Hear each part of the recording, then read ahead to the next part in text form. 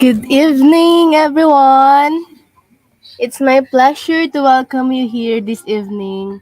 By the way, I'm Cecil Guan from Bicol University, and I hope you enjoyed your dinner. And yes, please like our page Onshape users worldwide and join our Facebook page. So thank you for joining this event, this special event. So before we start, let's proceed with opening rights.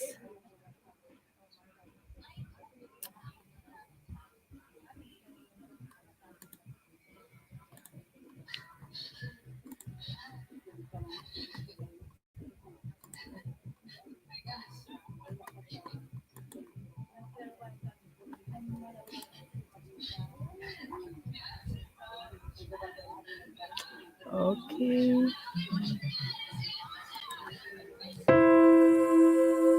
The PSME prayer. Heavenly Father, maker of heaven and earth, we thank you for the Filipino mechanical engineer, for our profession, and for our organization, the PSME. You have sown us as seeds scattered here and abroad as PSME engineers, humble planners, designers, and builders of all things mechanical. Our proud testament to the glory of your creation. We bring before you the fruits of our profession, forged by the fire and burning passion of the PSME mission. Professionalism to help us maintain the integrity of the engineering profession. Please keep our hearts true to the highest ethical principles of our field. Service to enable us to contribute to the enhancement of science and technology. We pray for all Filipino mechanical engineers to work together as one in shaping the economic growth of our country. Motivation to uplift the engineering profession. Please help us promote fellowship and cooperation among all Filipino mechanical engineers and to install nationalism among PSME members. Excellence to enable us to become outstanding PSME members. We pray for all Filipino mechanical engineers to actively contribute to the advancement of the profession, to be recognized globally as we develop the talents you have given us. Help us to provide sustainability to the changing world. May the PSME bring together all Filipino mechanical engineers and as one stand united as beacons of strength and stability to the world. All this we pray through you, our Heavenly Father, forever and ever. Amen.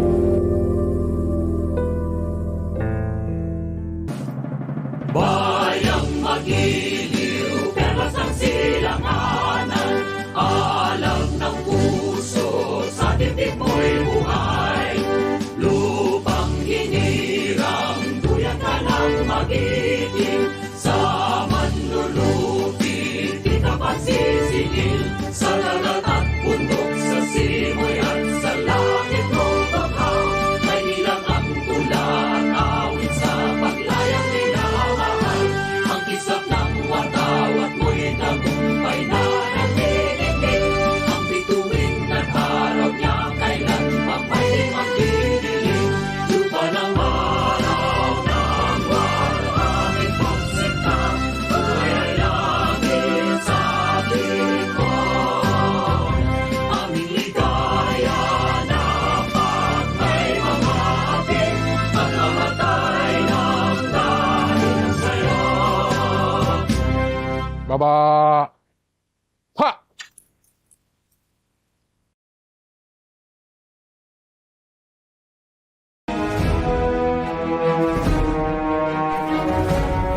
The PSME Creed. We, the mechanical engineers of the Philippines, conscious of our responsibilities to God, our country, and fellow men. Affirming our adherence to the Code of Ethics for Mechanical Engineers. Desirous in participating and contributing in the social, economic, and industrial growth of our country. Determined to support one organization that shall embrace the mechanical engineering profession. Have resolved to unite to accomplish these aims by constituting a national organization of mechanical engineers.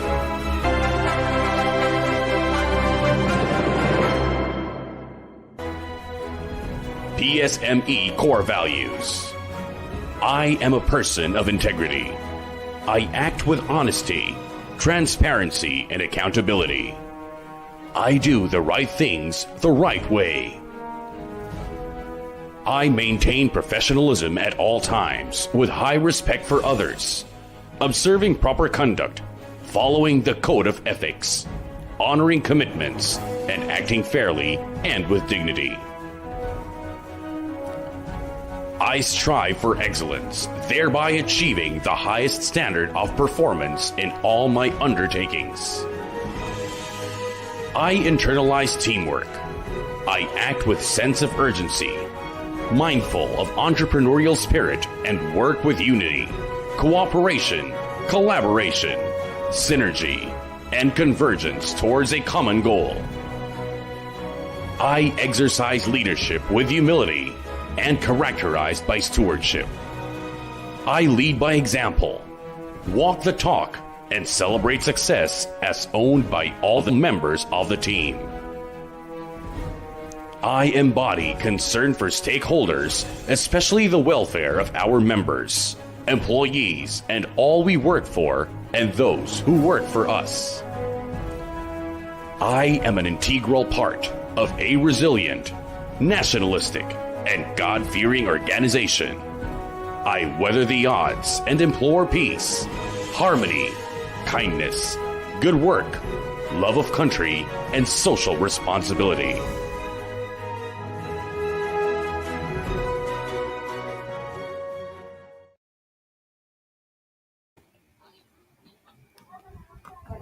So yun, I would like to thank you for joining us today for this special event. And I would like to thank the participants from other schools. Also, at this time, I would like to thank our friends or our partners who made this event possible.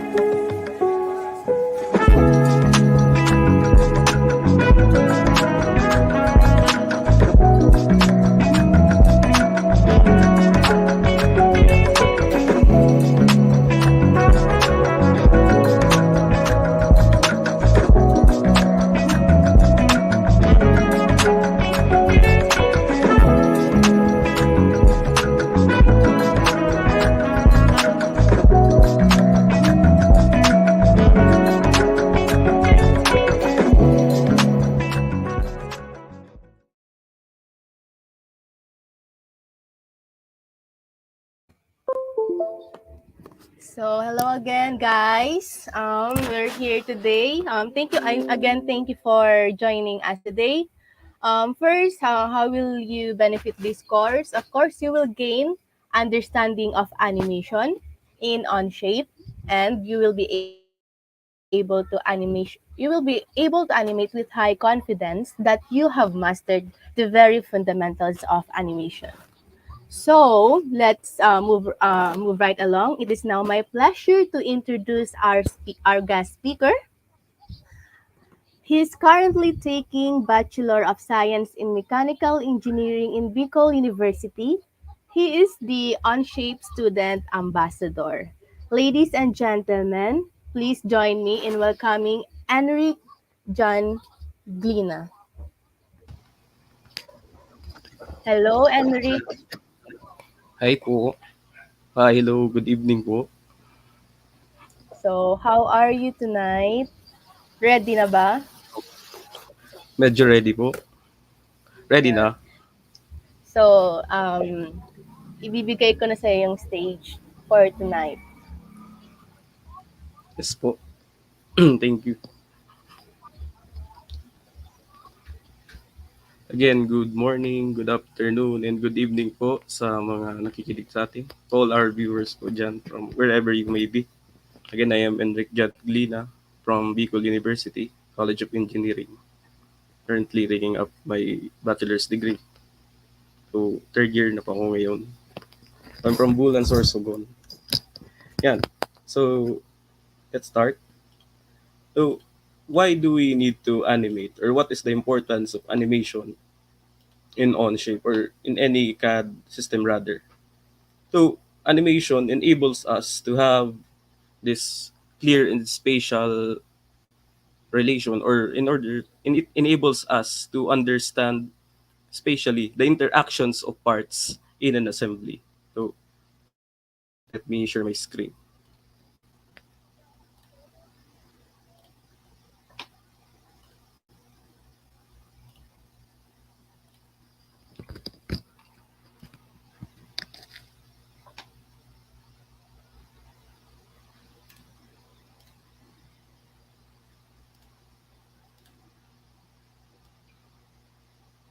Ayun. So there, as you can see po, again, animation enables us to visualize the relationship of the objects or the parts in an assembly that we are making.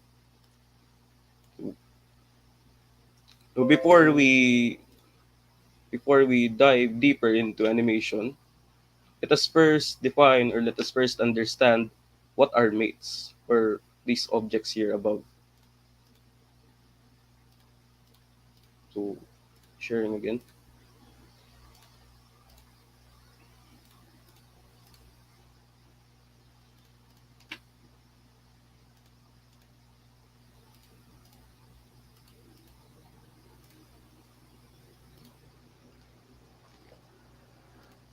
So I have here prepared a simple mate block, or what do you call this? A simple object or assembly that enables us to visualize each and every mate na we are using. So before before we dwell deeper again here, let us go to the fundamentals. Let us start by creating a part studio or an assembly rather. So we hover here to the bottom left part. Here in the insert new element, we click the plus sign and we click create assembly. So automatically it will redirect us to the new assembly. So next, another important key is to insert parts into the assembly. So we can insert parts by this insert tab here. We can click insert or we can shortcut key I.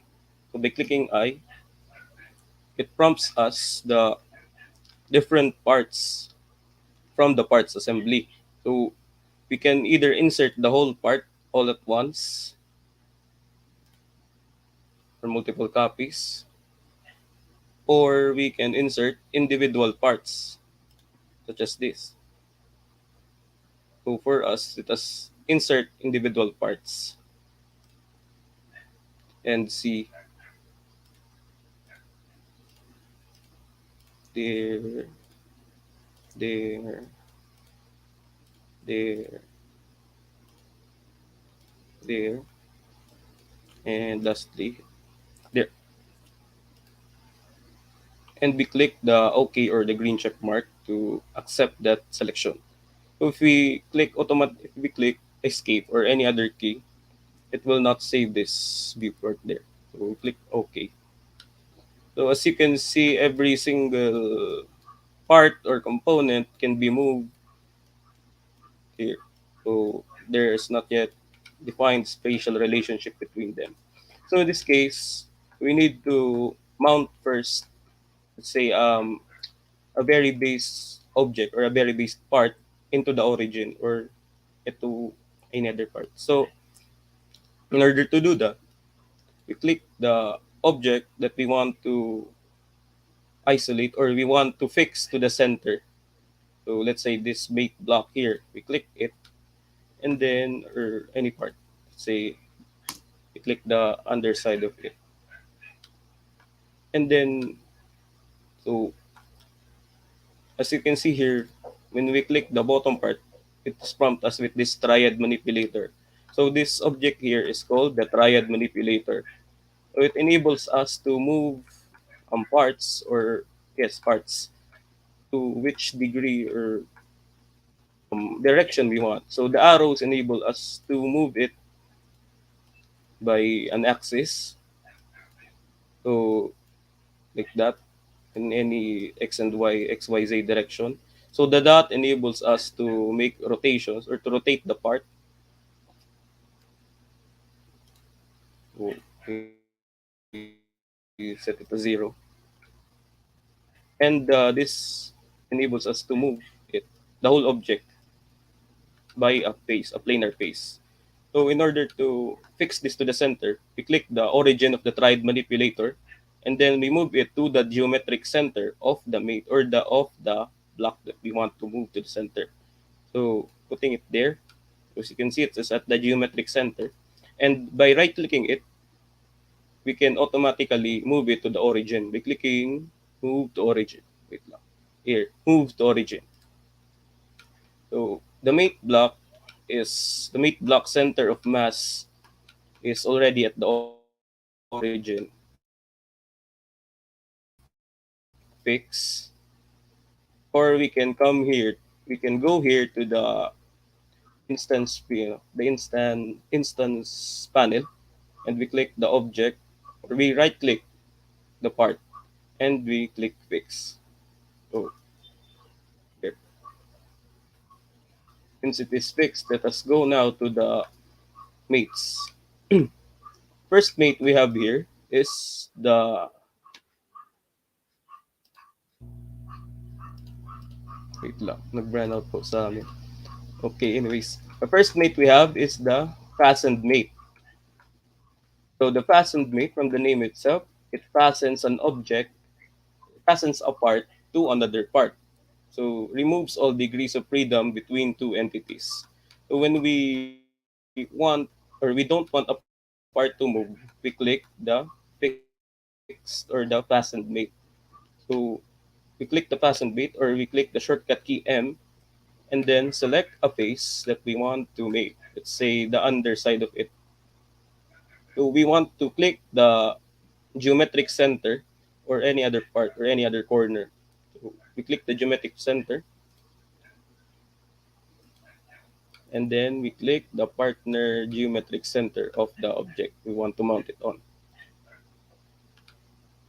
So when we are satisfied of its location, we click the check mark. So now this object, or this block, does not move anymore. When we move the triad manipulator, it does not move since it is fixed, since it is fastened to a fixed base. Okay. Next, we have the revolute mate.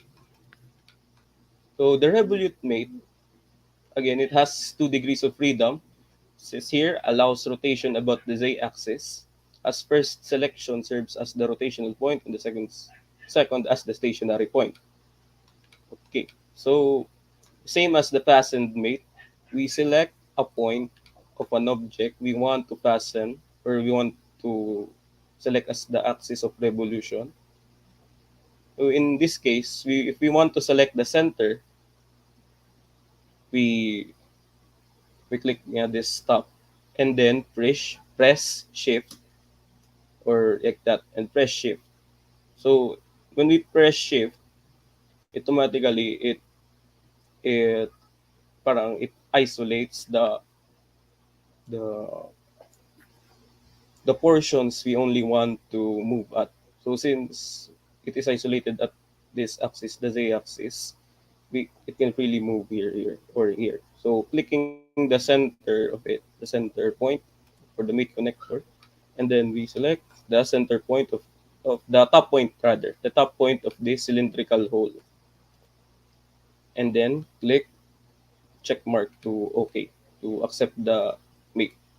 So now, as you can see, it can freely rotate.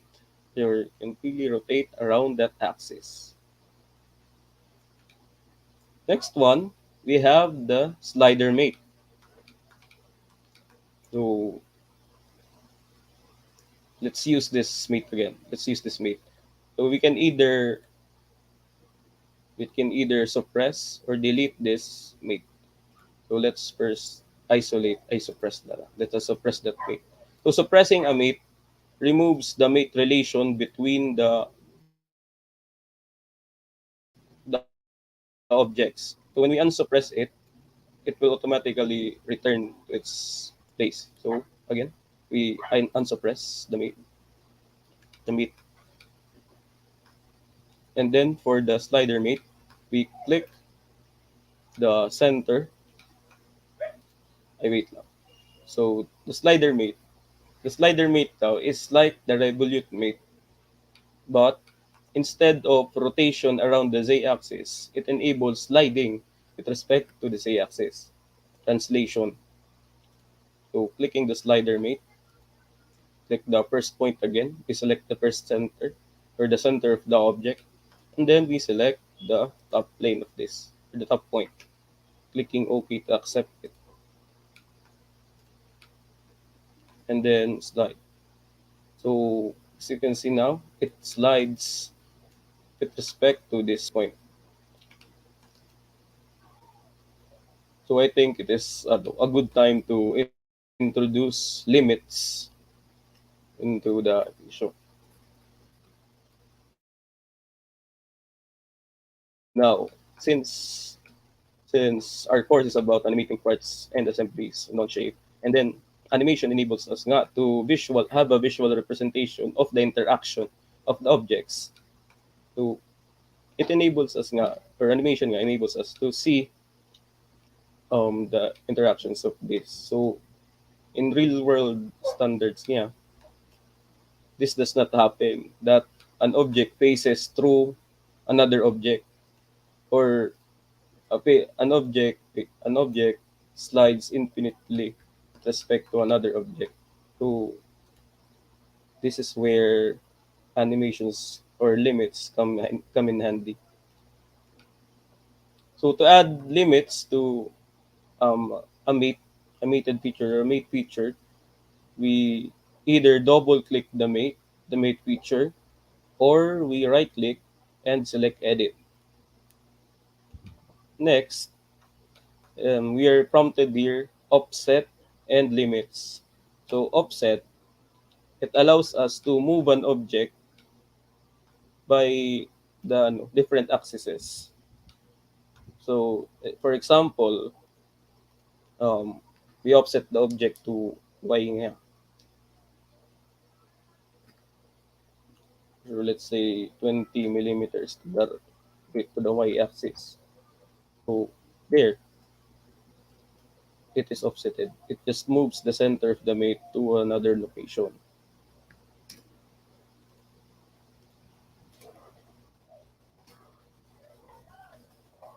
We remove offset and we will focus on the limits. So limits, since it is a limit, it has both a minimum and maximum value with respect to z. So we can either know the value by measuring it, or we make an estimation of how it interacts. So a minimum value, let's say our minimum value is 0. So this represents the location from where the the mate originates, or where the mate connector is located there. And then we say, let's say, a maximum value of 50 millimeters. In order to see the limit without exiting this plane, we can either click this, animate the mate to the degree of freedom, or we move it up or down. So let's select first this. So as you can see, it moves to the specified limit, which is 50 millimeters. We can change that, since when it reaches 50 millimeters, it rises out of the object. So let's say 40. And then we click again the animate. Yun. Now it moves 50 millimeters from the mate connector upward. We can flip the primary axis. So the primary axis here is this. Wait, you can zoom in. That the mate connector. So the mate connector has three axes: the X, the Y, and the Z. So when we click the flip primary axis, it inverts it. So our limits would be reversed right now, or the object has been reversed. So that's how limits work.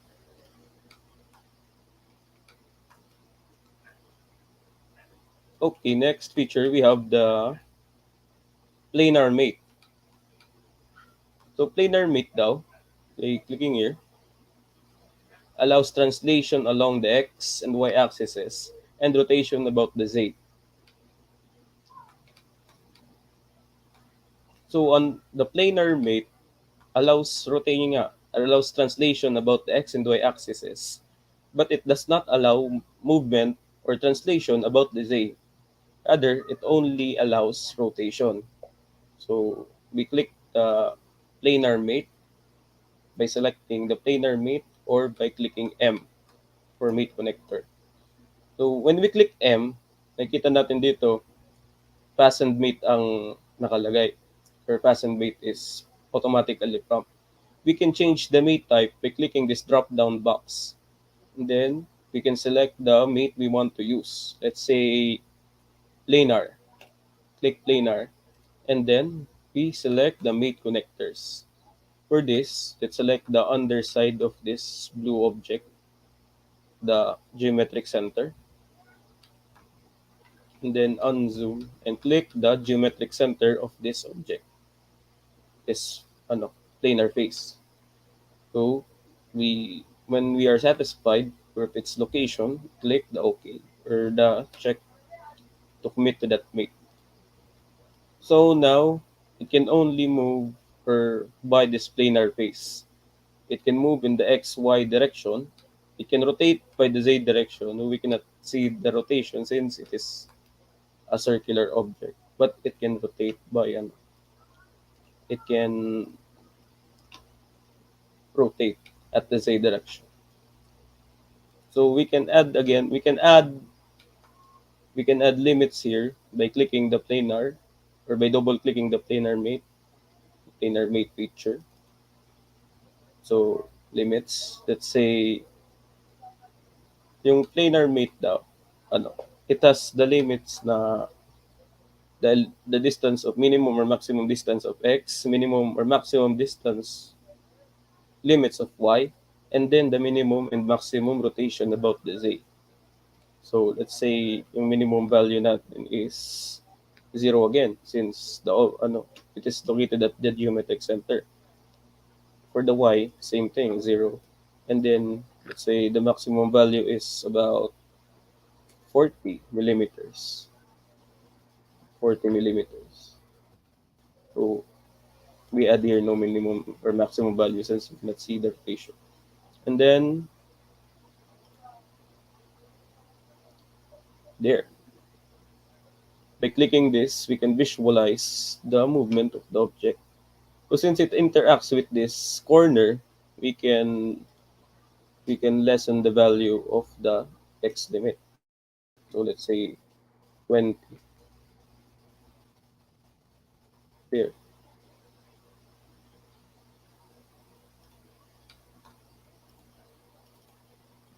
So that's the planar mate. Can move only in this planar face.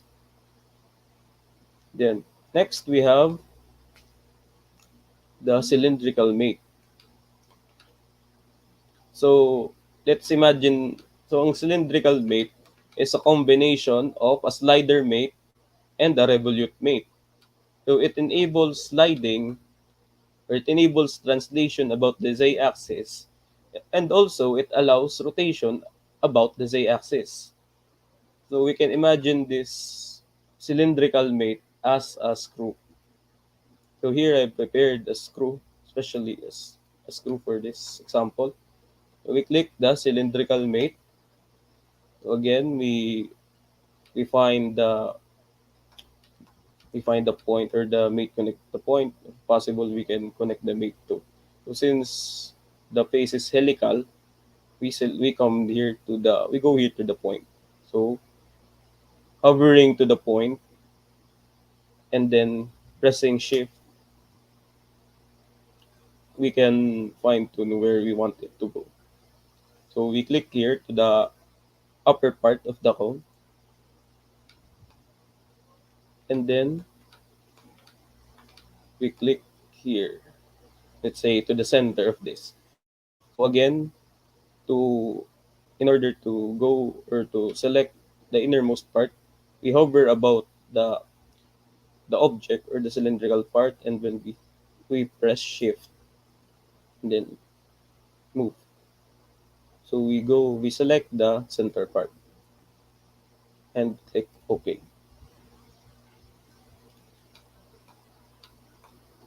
So now it can move up and down about the Z, and it can rotate about the Z.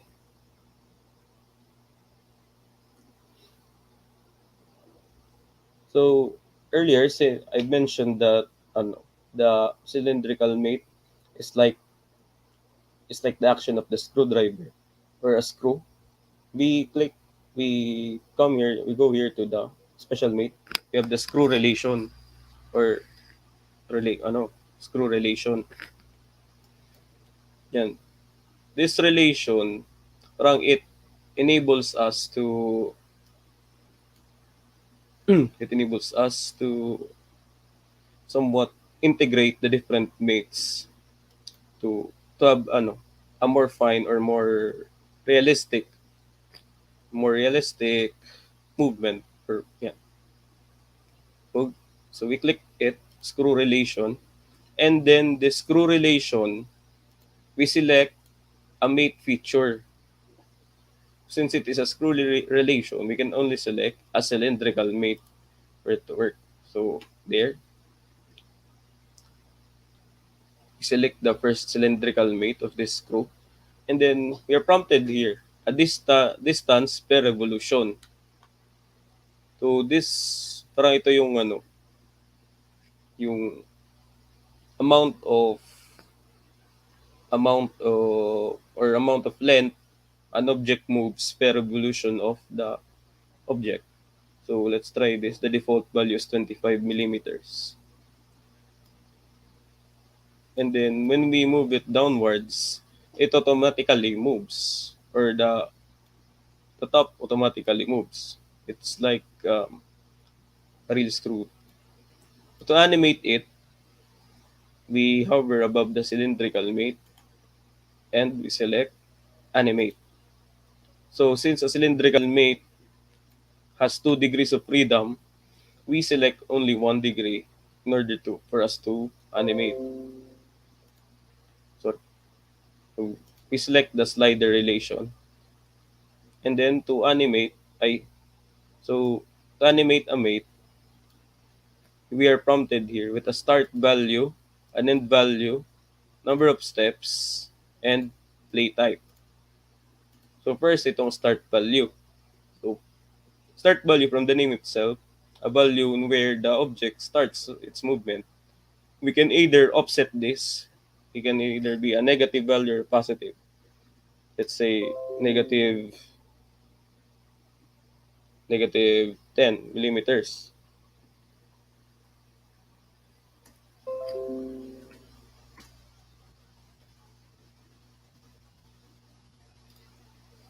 And then positive value is 25. So number of steps, parang parang playback speed ng animation. And then reciprocate or this playback type, we have reciprocate and single. So reciprocate, when it hits when it starts from the start value, and when it hits the end value, it goes back to the start value, and so on and so forth. Ito namang single, it starts from the start value and it ends only at the end value. So let's animate it.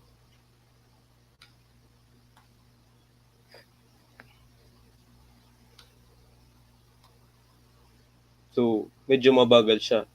So let's say yung at naka-single siya, nag-stop siya dun sa end value natin, which is 25 millimeters from the offsetted value. So let's say reciprocate. We click stop to stop the animation and click again.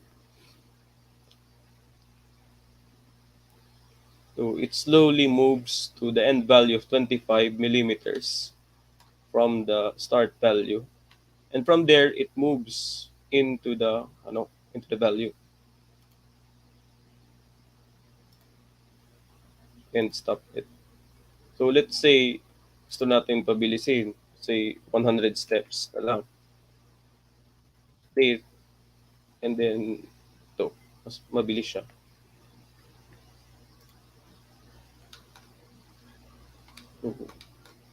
Konti na lang. Wait lang. I'm missing a mate.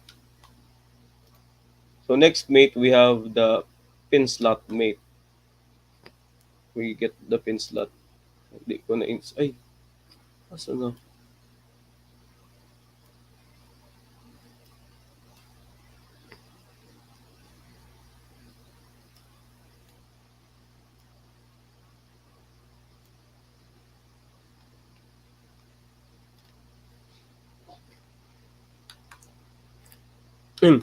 So yun nga, next, the pin slot. Since I've lost the other object, hindi ko manap kung saan.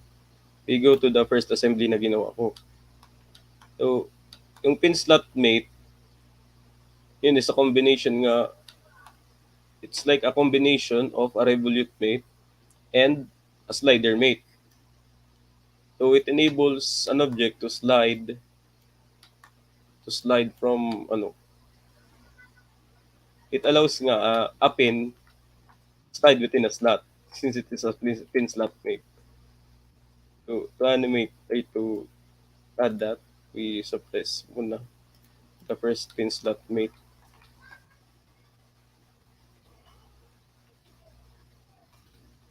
And then we click pin slot. So the first selection here that will happen, ito yung magiging pin natin. So we select the center point for the mate connector. And then we want to click the circular profile, or the center of the circular profile. So for that, we hover above that profile, and then we hold shift rather, and then we hover our mouse to that center point there. So clicking OK. So here we can invert the z-axis. Since the z-axis is upside down, so I wait. Okay, in the pin slot mate pala, we will focus on the x-axis since it just slides about the x-axis. Kasi as you can see, this x-axis is directed, or the positive x-axis is directed towards the end of the slot. From there, we can accept it. So to test it, if it is right, so yan, it slides within the slot, but it faces through the machine, or it faces through the block. So for that, we will be adding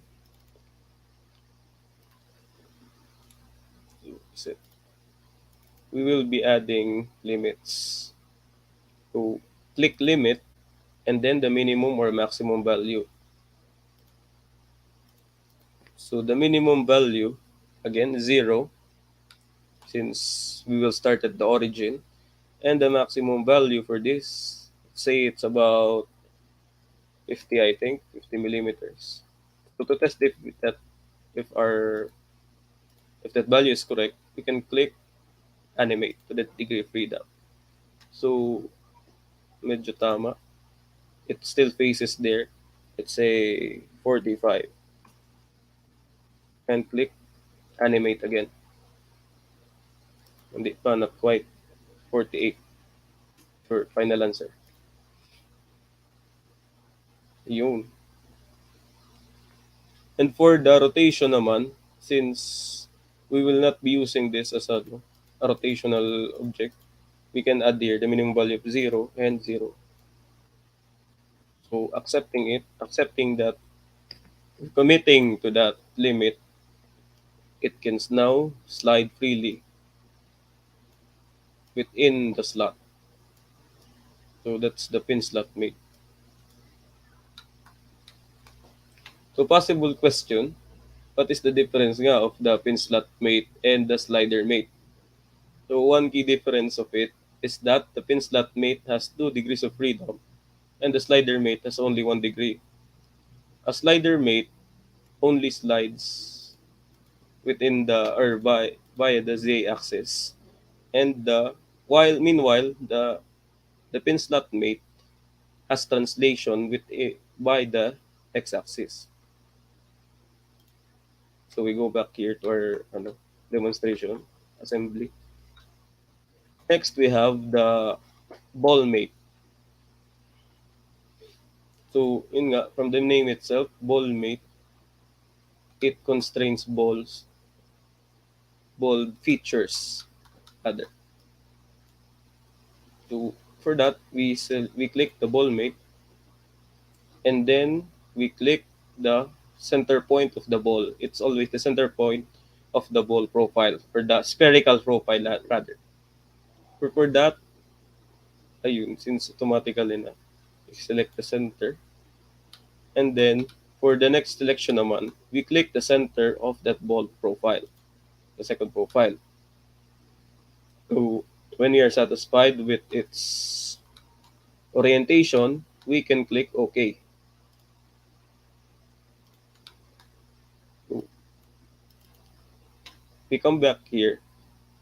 So, a feature of this part is that it allows movement around the X, Y, and Z axis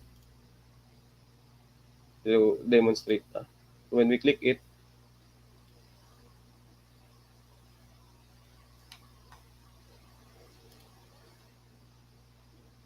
it is constrained to move the ball shape profile with on the axes. So yung limits na i-apply natin is the angle, yung maximum angle na lang. Since the minimum angle is 0 degrees from this, we will be adding the maximum number of angles. So na hindi ito that this rod will not interact with this profile or this face. So let's say 30 degrees. So we can either drag this through the 30 degrees or drag this downwards, or we can click animate. So 30 degrees nga, we can go more like 50. Then again, we click animate.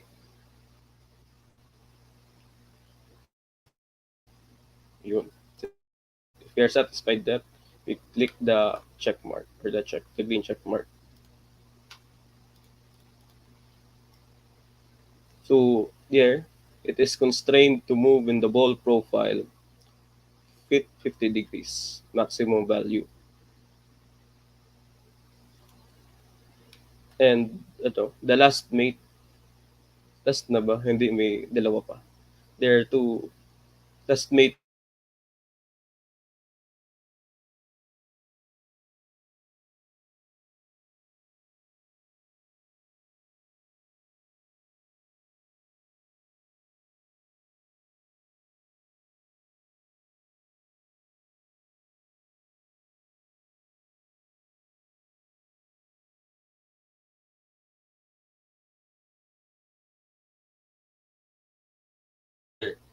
What we mean by this is ano, wait lang. We're loading. The resources are loading. So we move Luna there to our other part studio or assembly.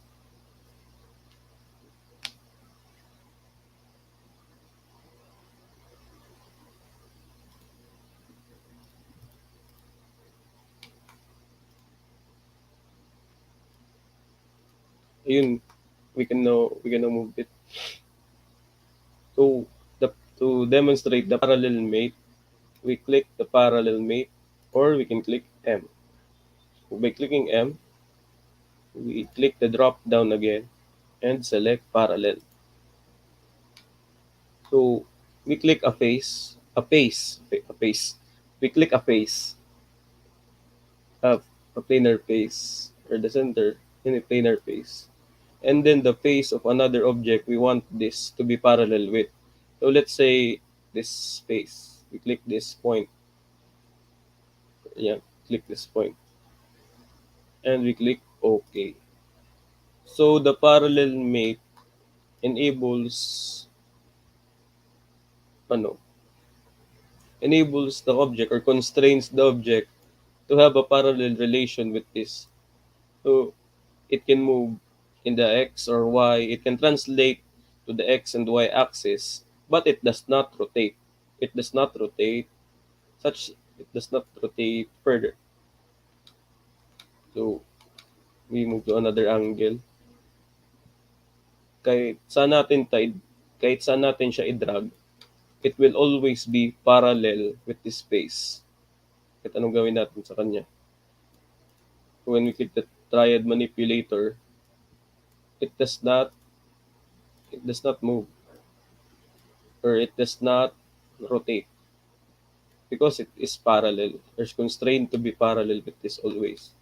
It can rotate with the z axis, or yun, it can rotate still, but it cannot rotate at this manner, at this axis. It just stays parallel. So suppressing. Then last mate natin is the tangent mate. So we have to suppress this muna na parallel mate. So the tangent mate, from the name itself, it allows tangency between faces. So one practical example of this tangent mate is a cam profile where the cam and the follower are a tangent with one another. So let's imagine this mate as a cam and the follower. So we have this profile here, and we have this profile here again. Profile. So since it is separated, this is a different, this mate has a different conditions.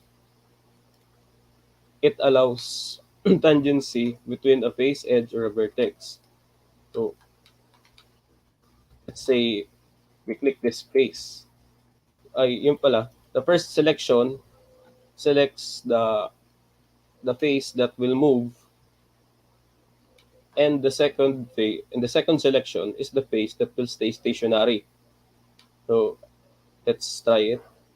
Yan, since we click this as the face that will move, we will click this profile or this faces as the face of tangency. So we click,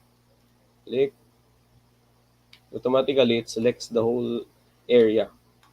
So we can click this, we can commit. If we are okay with this orientation, we can commit it, or we can move the object.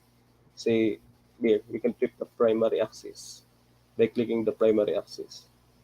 So when we are satisfied with that, we can click where we can commit to it. Ayun. So it can rotate, but it is always tangent to this edge. Wait, let us have a better view.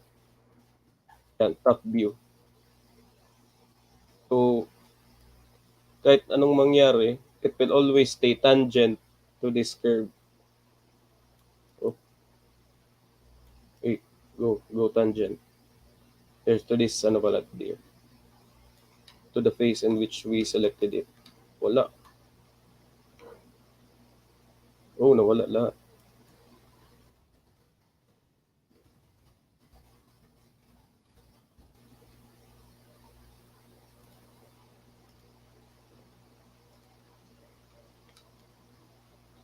Ayun. Ang layo. There. It will always stay tangent to the face of tangency.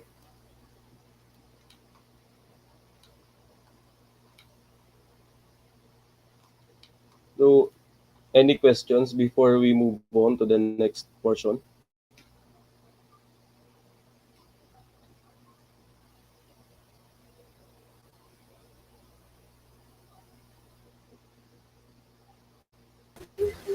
I think wala naman, Enric. You can proceed naman. Okay, sige. Since there are no questions this far, let us move on now to the animation proper, or the animating parts proper. So let me share this other screen.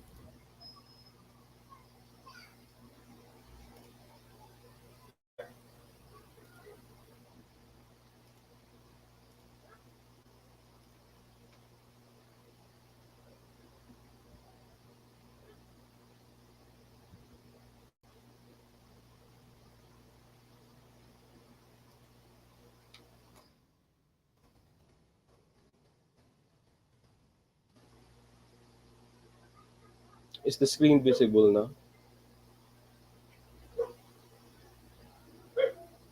Ayun, okay na. Okay. So, this is the assembly na napakita ko kaninang earlier. So, let us discover how this assembly works. So, this is a simple vise. Yeah, simple vise assembly. Actually, this is my table vise. I modeled it on one-to-one scale for this example. So, how does this work? Yeah. So, this works by when we slide this, or when we rotate this arm, it enables this jaw to close or open depending on the rotation that we apply to it. There. So, but before we dwell deeper into this assembly, let us let us first draw, first model, let us model another a part. Okay, let me show you how to model this part, this base base. So to create a part studio, we select, we click here the insert new element, click it, and we select create part studio. So automatically it will redirect us to that new part studio.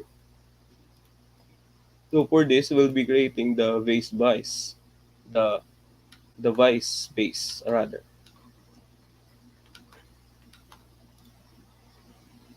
So we sketch at the top plane, we select the top plane and press sketch or control or shift S. And then we want to be normal to that plane. We can either select the top plane or we simply click N for normal. So next, we will be drawing the profile, rough sketch of the profile.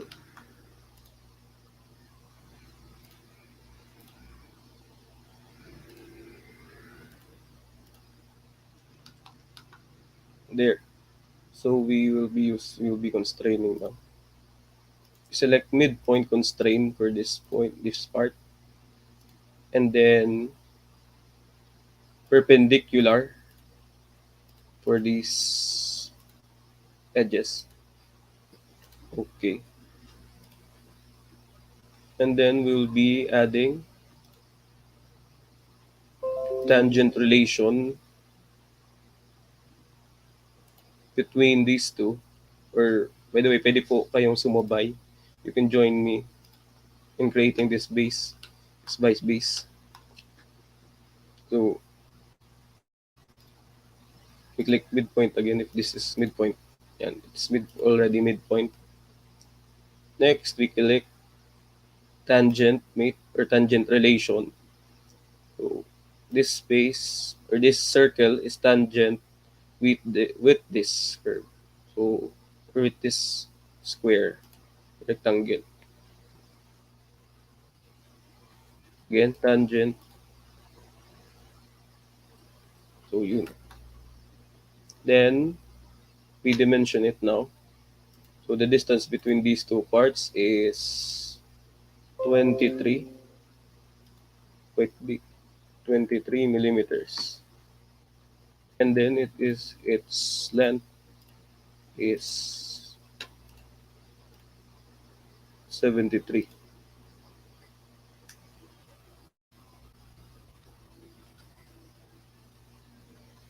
So now we will be extruding it.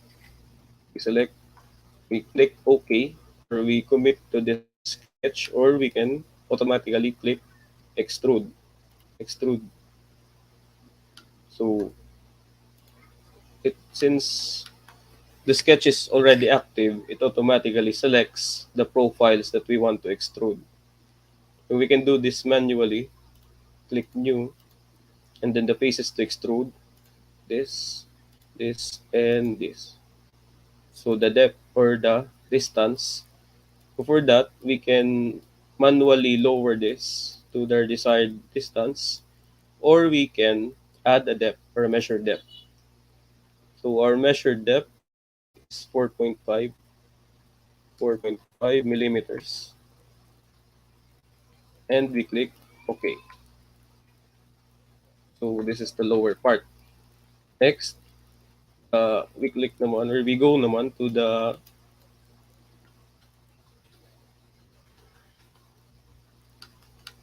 the upper part, or the neck, or the jaw.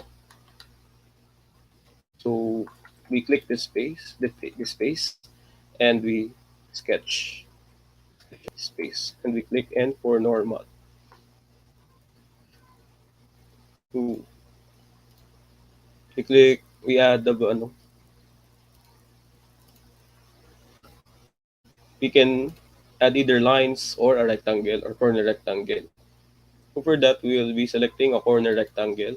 Shortcut key is G, or we simply click corner rectangle, and then we select a point for the first point, and then for the first corner, and select another point for the second corner. Just press escape to cancel that. Next, we will be constraining this to the midpoint or the origin. We click the midpoint constraint, and then we select align and the midpoint. There, it is now at the midpoint. So when we move it, this line stays with respect to the midpoint. And then we add dimensions. Click D or click the dimensions. This has a length of, look, this has a length of 17 millimeters, right? And a thickness of 11, 11 millimeters. So next, we will be extruding this again. Click extrude or shift A to extrude. And then it automatically selects that face or that profile, and it's this. So we add it, we'll be adding it. And then the height, we'll be adding a height of 22 millimeters.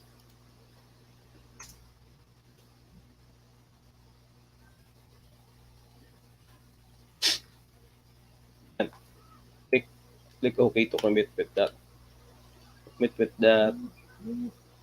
object. So inspecting if it is okay na. Next, we will be drawing this part.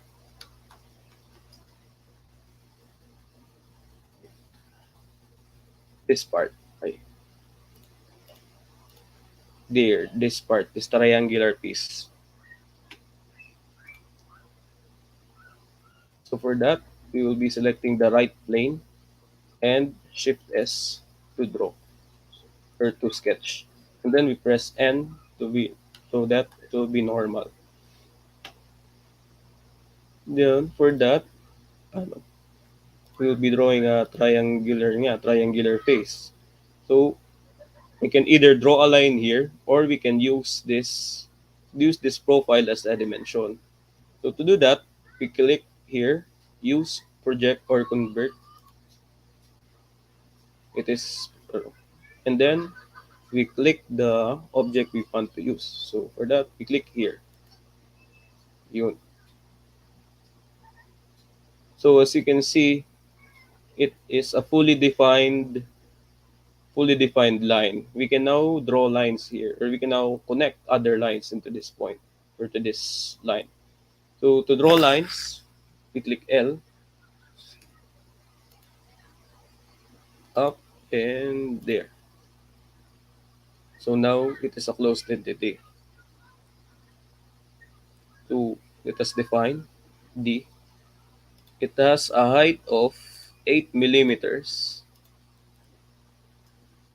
and a width of 7 millimeters. Click OK to accept the ano. Then again, extrude.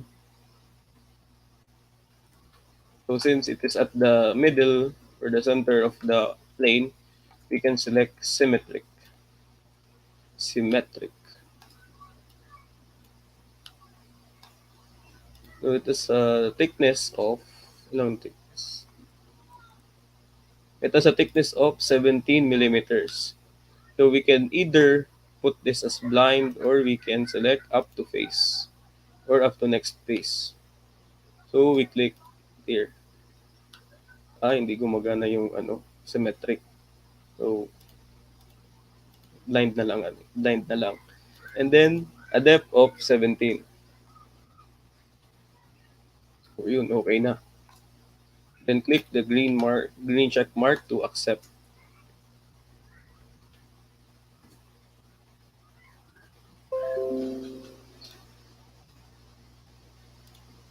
So reviewing that, okay na. Next, we will be moving on to this here, the main jaw with the main jaw profile.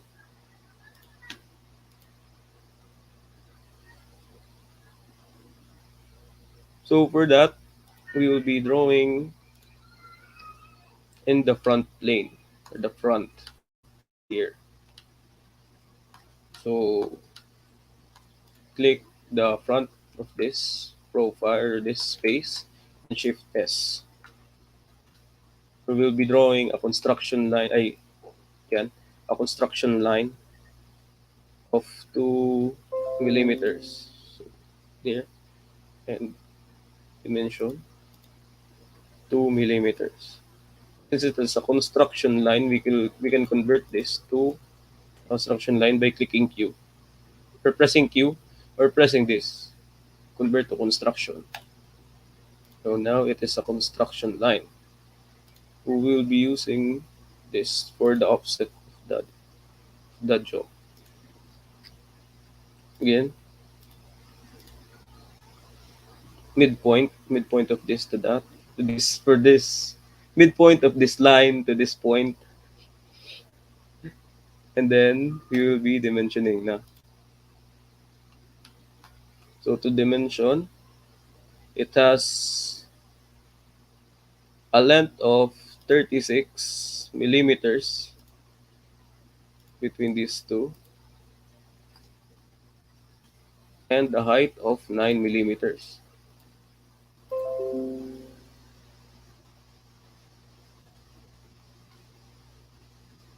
So when since it is okay, we click the check mark and we extrude again. So we are prompted to select a face. So for that, we select this face and this face. So it has a thickness of 12.5 millimeters. 12.5 millimeters.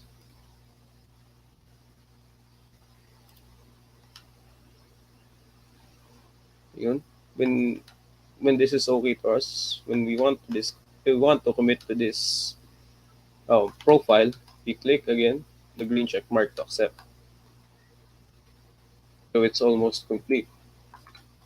Next, we will be drawing this part, this track where the second jaw slides. So for that, we'll be drawing here to the top plane to draw. Shift S to sketch, and then N so that we are normal to this plane. And then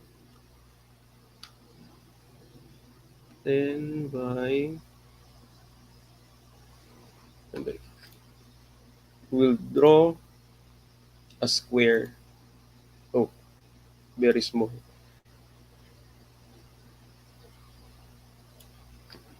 And then a construction line from here to here. So click Q to convert it to construction line. Then midpoint Tama. Oh, okay.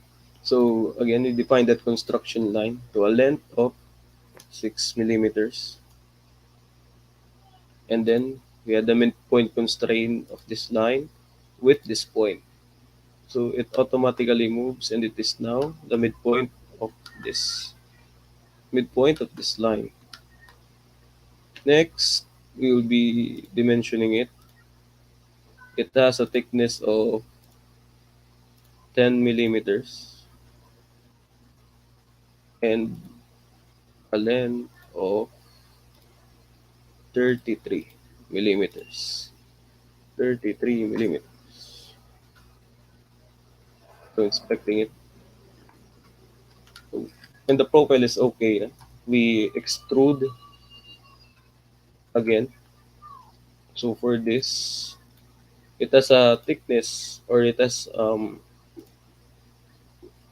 wait, yeah, it has a thickness or a height of 4 millimeters. Click OK to accept. And lastly, for this feature here, we'll be drawing the here. Again, we can click this to use, or we can draw a line or a triangle. So click this base and Shift S to sketch. Make sure we are normal to that. I want it to be normal. And then we click the corner point rectangle. So here when we hover above this line, and when we extend it, it automatically awakens the horizontal constraint, or the horizontal constraint. So we will be using that. Click here and then drag the corner rectangle. Now we will be dimensioning it. It has a distance from here to here of 3 millimeters. And then same here, a distance of 3 millimeters. So it has a height of,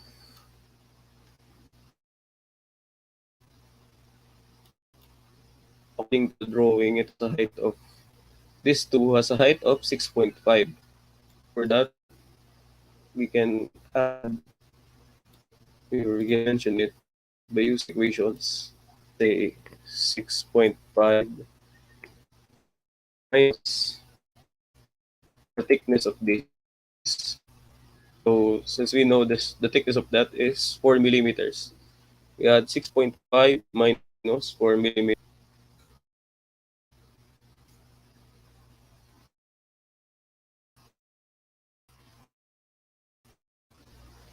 Tama ba?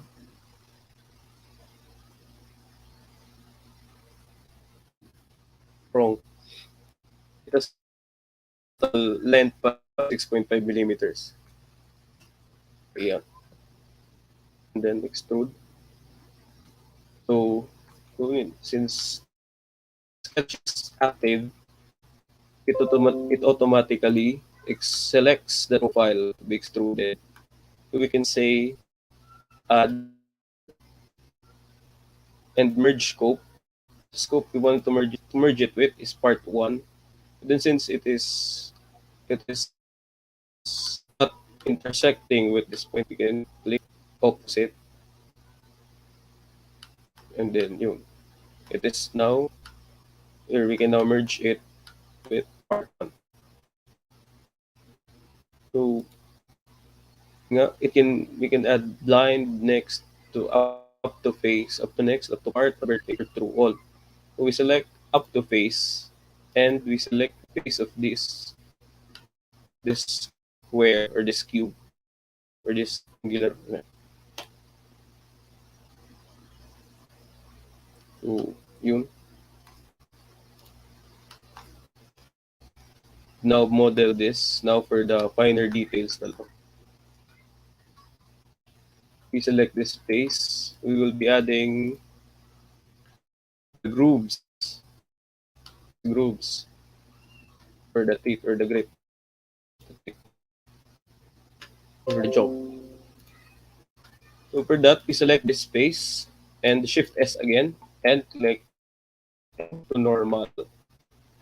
So draw lines, construction lines from here to here and from here to here. It's very short. Here to here. So we select those lines and press Q to to be converted into construction entities. Next, we'll be drawing the corner rectangles. So again, we click this corner and then click here, oh, and click here. So dimension, we can either add midpoint or symmetric. So let's try symmetry. For symmetry, it requires us three lines rather, a construction line, and two entities we want to be symmetric with. It doesn't, no, the order does not matter. So it is now symmetric. Then we define the dimensions. It has a length of 1 millimeter. So they both have the distance of 1 millimeter. And then we extrude, Shift E to extrude. So the profile automatically or selects it as add.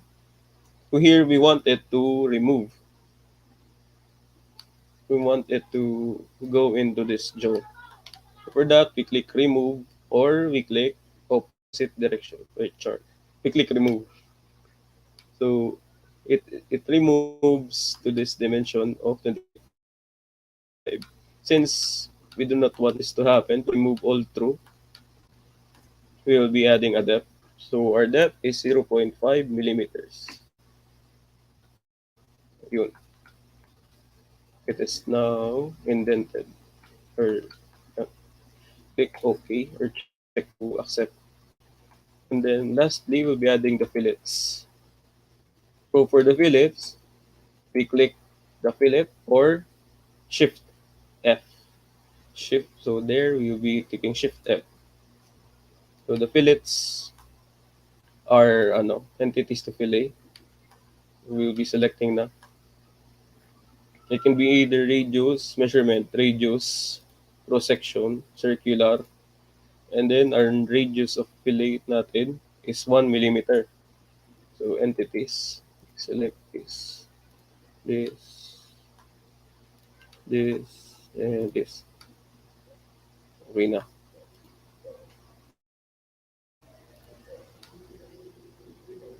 And when when we're satisfied with that fillet, we click the check mark again to accept. So we'll be adding fillets here and here. So again, Shift F time radius is 3 millimeters. Click OK. You'll be select entities to fillet. So click here, click here, and here. Tama ba?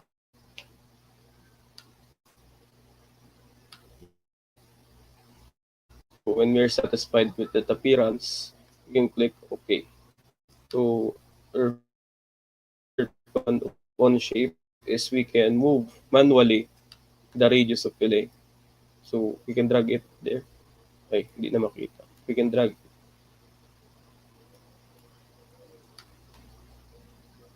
to 0.1 may range lang. Going back 3 millimeters.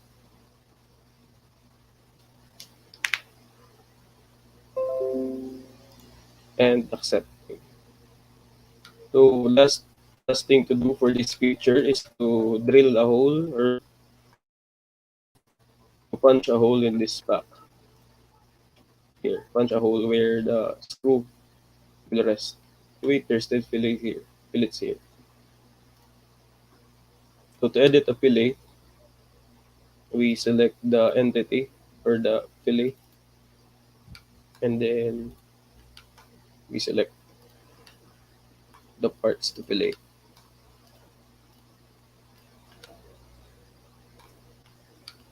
So next is we will be adding holes, or we will be adding the hole here. So there are many ways to add holes. We can either use the hole command or the hole feature, or we can draw here a circle and we will do it manually. So I want to do it, by using a hole command. The location of the hole is at 20 millimeters. Okay. So it has 20 millimeters from the origin upwards. So the whole command, gumagamit siya ng isang point lang. We'll be using 1 point to use the whole command. So we click the space and Shift S to draw. S to draw. And then we click point. So our point is at center with relation to the origin. And then we click anywhere. To define the point, we click dimension, and we click the point and the origin, and we add a dimension of 20 millimeters. Click OK to accept, and then we are now ready to put a hole. So for the hole command, we click hole, and we select a point to place holes. So selecting this hole. So our hole will be simple, counter bore, or counter sink. So for our purposes, we'll be using simple. And then no more standards, since we'll be just drilling a random hole. So our diameter, it will be 8 millimeters, since it is already 8 millimeters. We can now accept. Inspecting the object, it is now complete. So we can now move on. Pero, by the way, the other parts are not drawn because assignment nyo na lang yan. Itong ibang parts, you guys will be modeling these other parts. This jaw, this screw, and this bar here. So for demonstration, let us just draw this. Okay. So next, we move on now to animating our parts. So we can either use this assembly, this existing assembly, or we will be creating a new assembly. So for purposes, let us select or create a new assembly. Again, we click here, the insert new element button, and click create assembly. So automatically, it will prompt us to the new assembly menu or new assembly tab. So we can rename the assembly. So let's say rename vice assembly.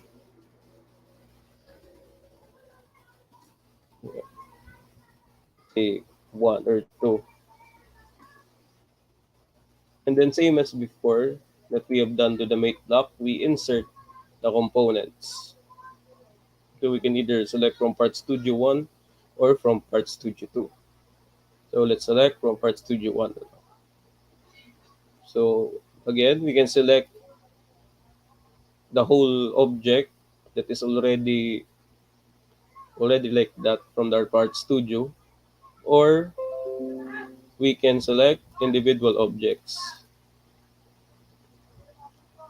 So let's insert the whole object. So take note, since it is inserted like this, it doesn't mean it is already an assembly.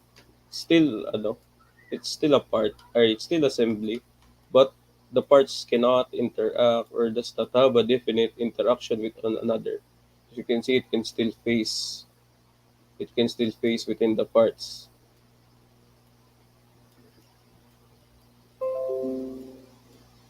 So for that again, let's go to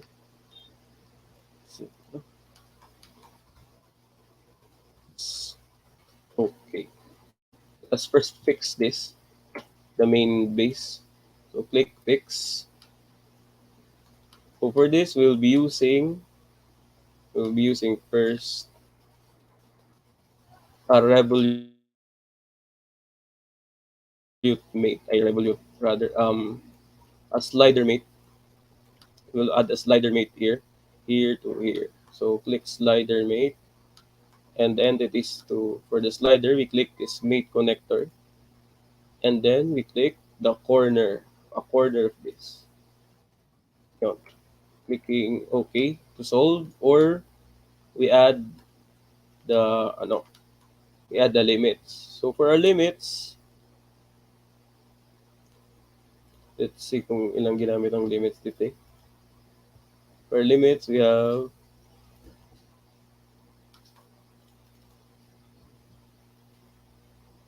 -22 and 8 millimeters. So try that. Okay, okay. So as you can see, it does not face through the object, and it does not go infinitely back. Let us keep it like that. Next naman, we will want to fasten this rod to here. So for that, we click fasten mate, click the center, and we click the center of this by hovering above the profile.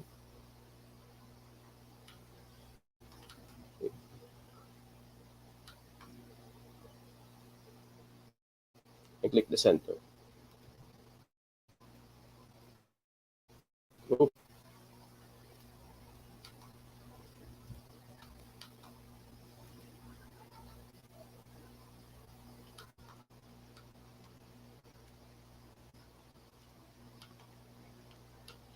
so next is the revolute mate. So we add a revolute mate, this shaft to the hole that we had made earlier. So for that, we select revolute, we select this point, this here, and then we select the face. So clicking shift and hovering above the point or the center point of the circle. Accept, or so since ganito ito, we can click solve in order for the other components of the assembly to move. So clicking solve, there. We can now visualize its orientation or its location. Clicking OK. So next, what's next?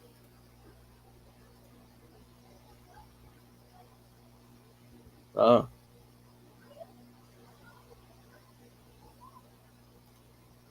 ah, okay.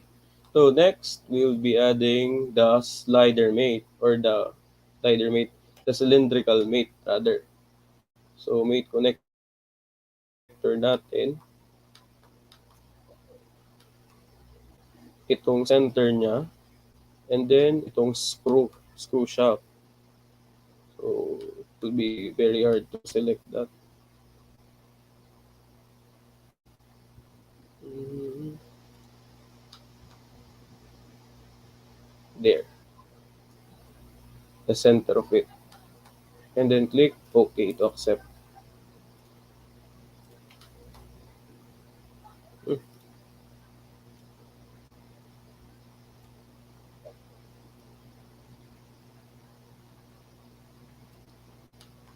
So since wala pa siyang motion, we will be adding the screw relation. So but before that, let us see kung saan natin ilagay yung screw cylindrical mate. And then cylindrical mate.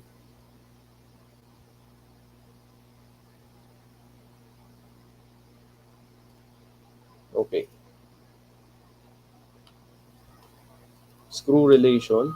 So we click the cylindrical mate. Okay. Ayun. Ayun na.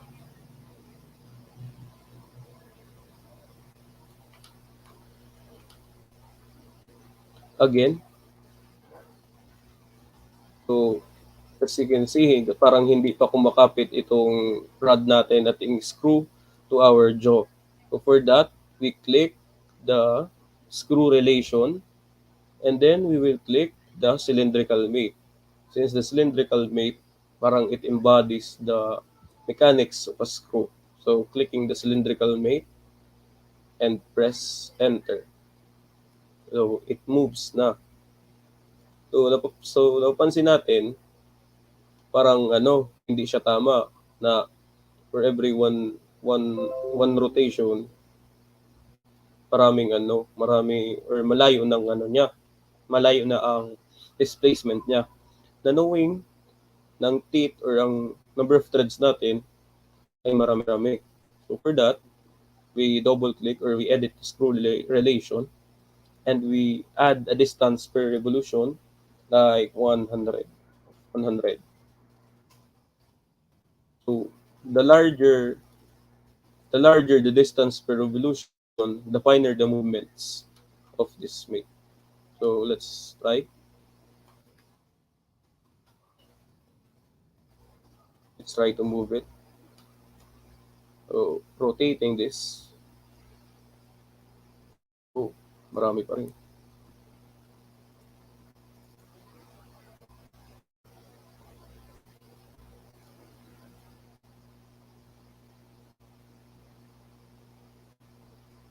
Anong rigor? Joke, it's 10. Ayun. Wait, I know it's finer. Let's say 1. Ayan, okay na. I'm wrong pala. The lower the distance per revolution, the finer the movements that happen. So to animate this, we select the slider mate, or we can select any other mate, but we will be selecting the slider mate, and then we press animate. So our start value would be negative 22 millimeters, and their end value is 8 millimeters. So let's try to move it. So yun. The slider mate enables, as the slider mate moves, it causes a rotation dito sa ating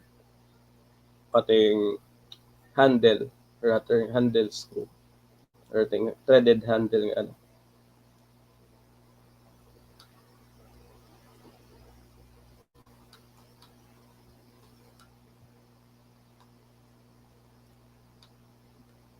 So again, let's try that. So let's try natin dito sa revolute if gumana. So again, so as you can see, gumagana siya sa revolute mate natin. But it is very, very slow. So, para mas bumilis siya,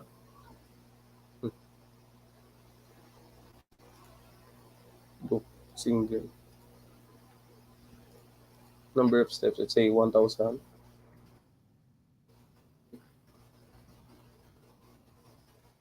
And then move. Play. Ay, joke. Let's say, na lang. 10.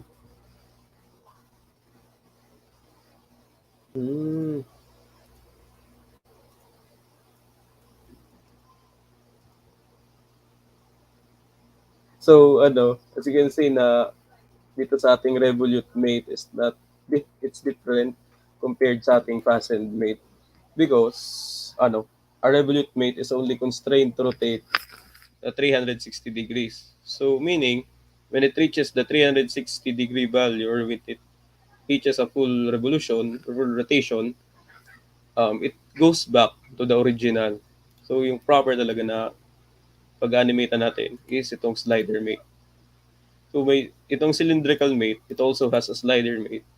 So let's try it here, the slide relation, and then so unable to compute any steps for this animation. Pag ganyan, yung lumabas, there is only one solution talaga. Yung unang gumana na unang gumana sa ating assembly that causes movement to this assembly, ito na yung final natin na basis for animation. So again, to animate a part, we hover above the mate feature, we right click and select animate. So there we can select the values, the start value, the end value, the number of steps, the playback type, and we can also reverse it. So pwede natin gawin ng start value is 8 and our end value is negative 22. It's okay. So we try that. There. Pwede din yung start value natin is at 0.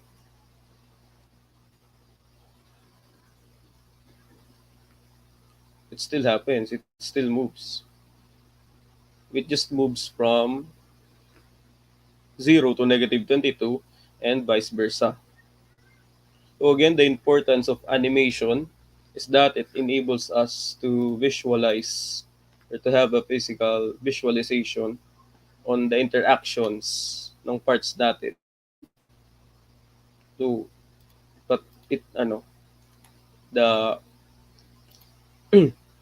the elements that help us to have a visual or achieve this interaction are mate connectors, mate connectors, and limits.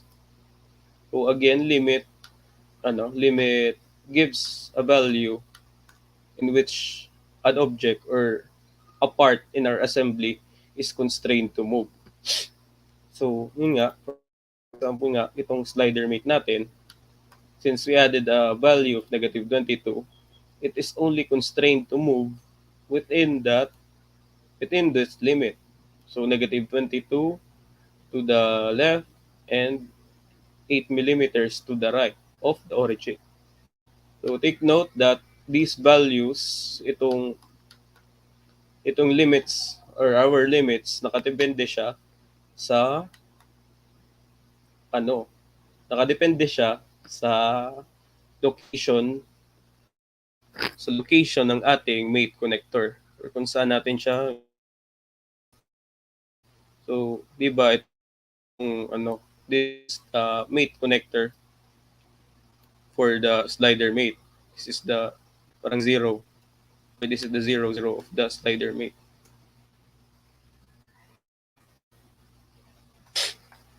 And yung limits natin nagsisimula doon sa zero na yun.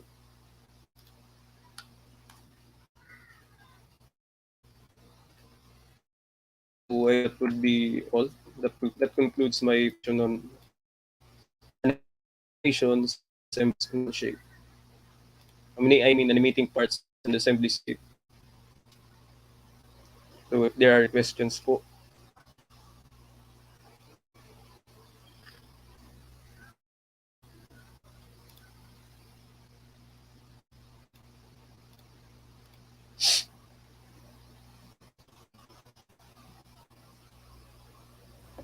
So yun, thank you, Enric. We're now in the QA portion. So just jot down any thoughts or inquiry on the comment section, guys. So we can talk about on that.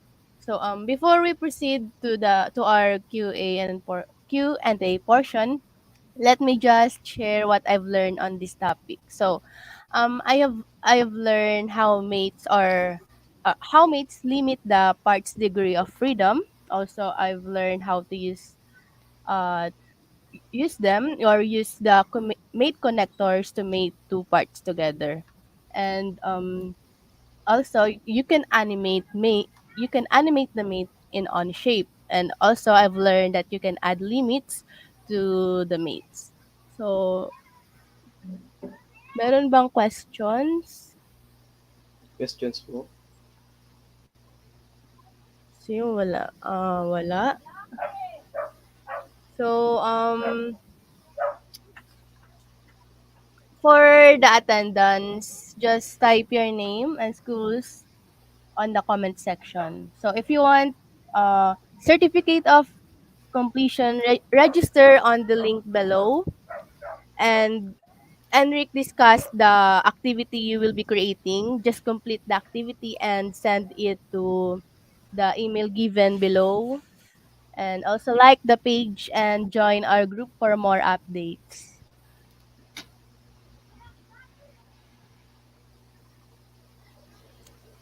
So, wala ata ang questions. Wala po questions. Ako na lang po Mm-mm. magtatanong. So, Wala atang wala questions. sa. Sige, ano. Mm-mm. So, pwede din mag-add ako naman. Mag-add na lang ako ng Oh, other yes. learnings. Sige, I'll Mm-mm. share again.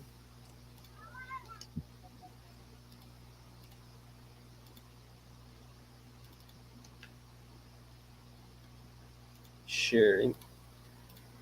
So, additional, we can, using the Assemblies tab in Onshape, we can create an exploded view of our assembly.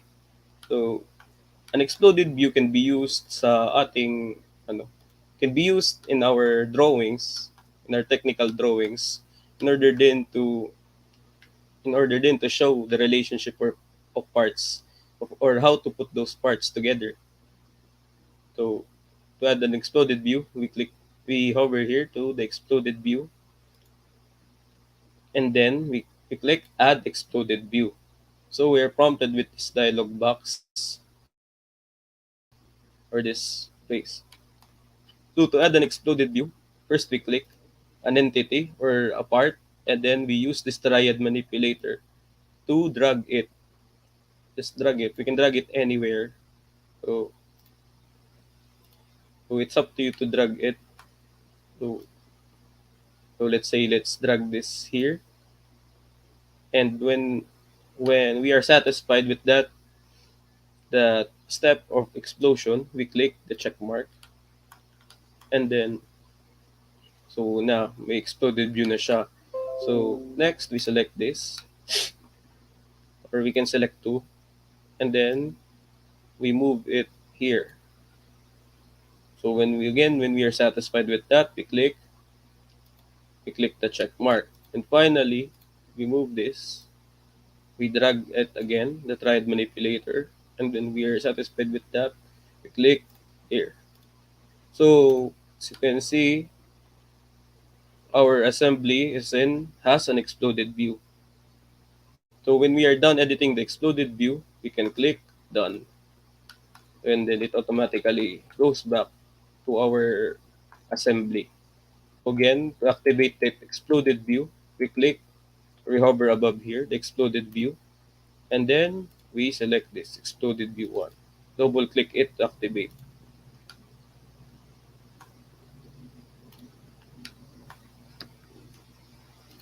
So, yun man lang.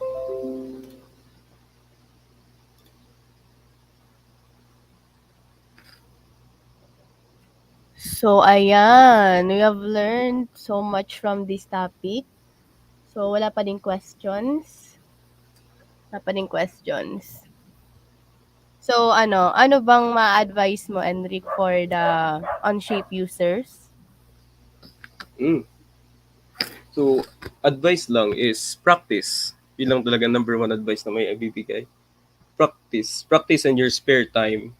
Marami naman ditong resources tayo na magagamit as parang ay marami din tayong resources na makukuha sa internet. Like if we want to draw, or we want to draft different objects with relation to mechanical engineering, we will be searching sa Chrome tab natin mechanical design parts or mechanical design parts 3D CAD. So from there makakita tayo ng ng other or ng basis natin. So another din advice is pwede natin gamitin itong we can use the Onshape Learning Center. So itong Onshape Learning Center is automatically inside our Onshape application when we open it in our Chrome tab. So it is located sa pinakataas. Wait, let me show it again. Let me share again para makita. So yun, the Onshape Learning tab or Learning Center is located here. Ito. So when we want to learn or we want to learn more about Onshape or the different applications or different features of Onshape, you can go to the Learning Center. And additional, meron meron silang binibigay na certificates of course completion per course or subject matter na tinatapos mo. So, speaking of certificate of course completion, so Enric just discussed the activity you will be creating sa magko-complete po ng course.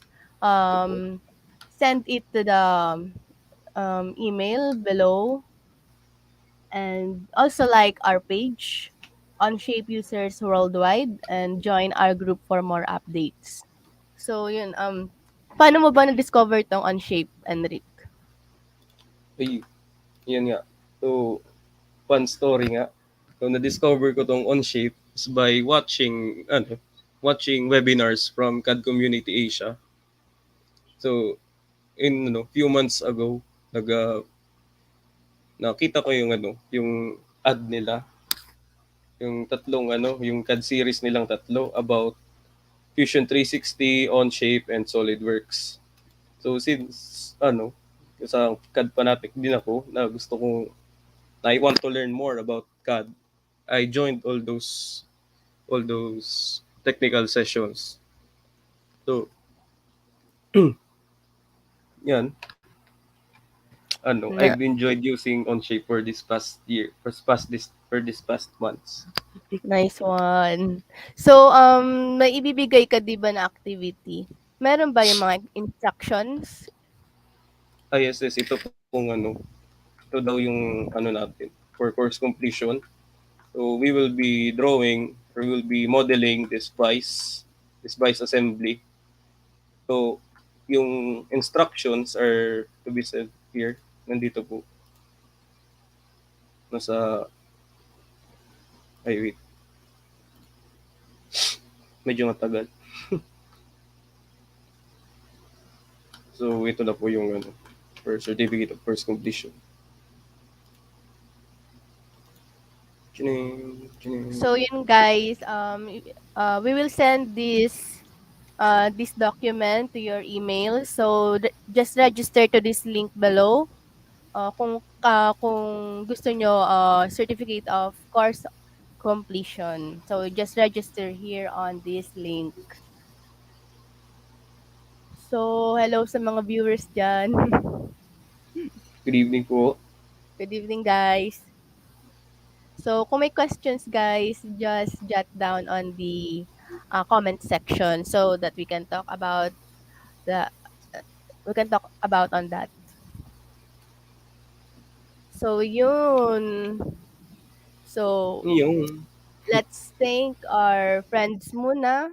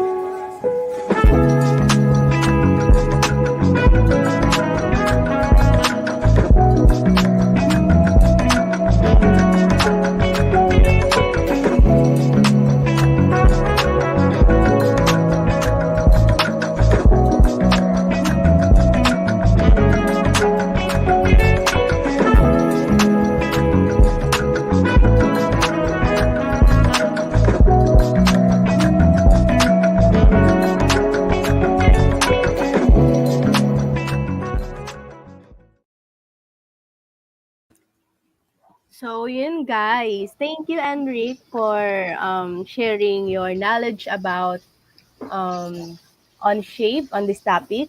Thank So you. again guys, if you want to have a certificate of course completion, just register here on this link. And Enric said earlier the document will be sent to your emails. And then, so yes, that wraps our evening. So thank you all for making time in your busy schedules to join us here this evening. It's been our pleasure to host this event, and I wish you all a pleasant night. Thank you. Thank you.